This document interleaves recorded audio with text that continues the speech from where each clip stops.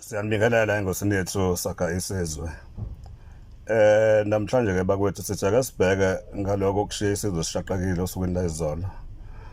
Ngesikhathi umphenyi wamacala ozimele uPaul O'Sullivan ebelethi nje thwecu wathatha isikhwama sakhe wathatha amasakana akhe waphuma ePhalamende wabashiya abaphathiswa abemunca yithupha.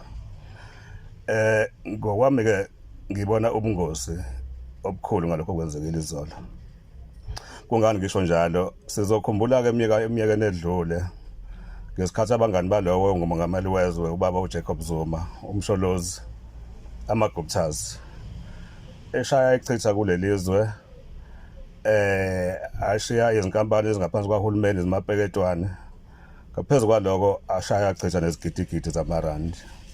Kuze kube namhlanje akaze abuya azolibhadala ezweni lethu. Abaphathiswa bethu ke beminyango efanele basithembise waze wayoshona ilanga sabhekile ukuthi bethi hayi cha bayawabuyisa amaGupta dolo lokuze kube namhlanje. Ake siphinde sikhumbule ke futhi umvangeli ubaba uBushiri waseMalawi. Ngomkhumbula ke lo wayedlisa abantu izinyoka ebese ukuthi abadle izinyoka ukuze kuhambe kahle empilweni zabo kuphele nezifo ababhekene nazo. Aphinde futhi athi abazifuthe ngamadum, aphinde futhi abadlise amagondwana nokunye. Ingozi engiyibonayo ke ilapha. Ngibona ukuthi cha sazoqhubeka nokuzincela izithupha, nalapho sazincela izithupha bathembisa abaphathisa ukuthi cha bazombuyisa uBushiri namhlanje akabona nangalikhasha. Ingozi ke kuPaul O'Sullivan lo baba unezigidigidi zamarandi awungacaci kahle ukuthi uzenze kanjani. Unemizi kulowo muzi, unomunye umuzi wakhe eqobolwa isiqu sakhe ohlala izingane zomntakabamba. Aphinde abe nebhanoyi lakhe uqobo lwakhe, aphinde abe namapassport amathathu.